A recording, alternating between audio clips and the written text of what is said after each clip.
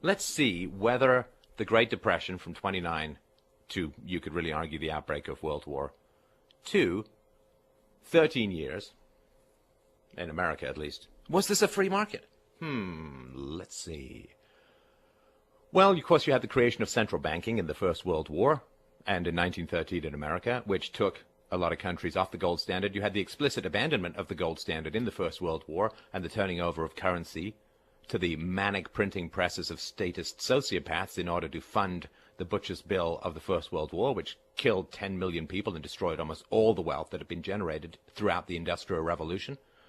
Then you have the monstrous Treaty of Versailles, which put debts on Germany that would have been paid off in the 1980s had they stuck to their payments. You had the shipping of Lenin by Germany through Finland into Russia to start a Russian Revolution, which was the direct result of America joining the Western Front in the First World War. This is all of the unexpected consequences. Hey, let's go help the Allies in the First World War. Ooh, look, we just started a Cold War 40 years down the road.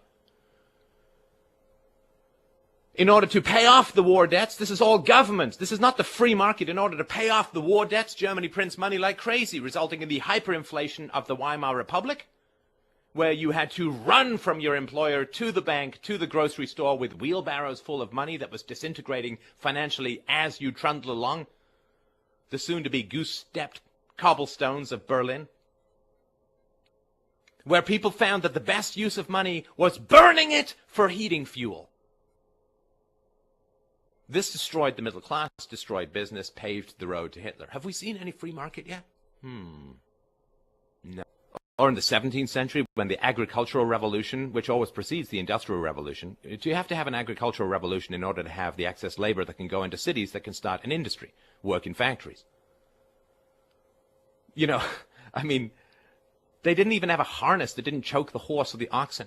They had a harness that went around the neck, and therefore the more you weight put on, choked the beasts of burden, which is also known as modern economic policy. But you choked the beasts. They had a shoulder harness. Finally, they could put some real weight. They figured out how to plant winter crops. They put turnips in. Agricultural productivity in the later Middle Ages rose like 10 to 20 times. 10 to 20 times. I mean, from the fall of the Roman Empire until the sort of 14th, 15th centuries, it was just constant starvation. And there was such a lack of mobility for your goods, your food. One village could be starving to death, and in another village they might have so much food it's rotting in the fields, like 15 miles away. But they didn't get a 10 to 20 time crop increase because some foreign aid government from outer space dumped massive amounts of gold on the farmers. It's freedom that brings this stuff in. It was agricultural reform. It was the liberation of serfs and the capacity for them to keep their profits that gave the impetus to the agricultural revolution, which grew the excess crops and diminished the need for labor to produce food, and therefore you create the capacity for industrialization in the cities, the capacity for cities themselves. When agriculture dies, cities follow very quickly. When agriculture grows, cities grow. But it wasn't some external money bomb, some government program, some stimulus that grew the Western economy from its 50,000 or 100,000 year history of bare subsistence, dying at 15, teeth rotting in your head, starving to death, locking up the seed crop so the children don't get at it for the last 2 months of winter.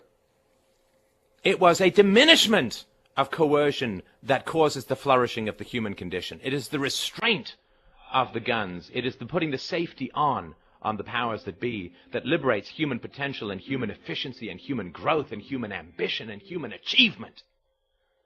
It is the diminishment of power that grows life. Life flourishes in the absence of force. But all we can think of these days is how can we use more force and more power to grow the economy. They can get you to ask the wrong questions. I don't care about the answers. But here, we ask the right questions.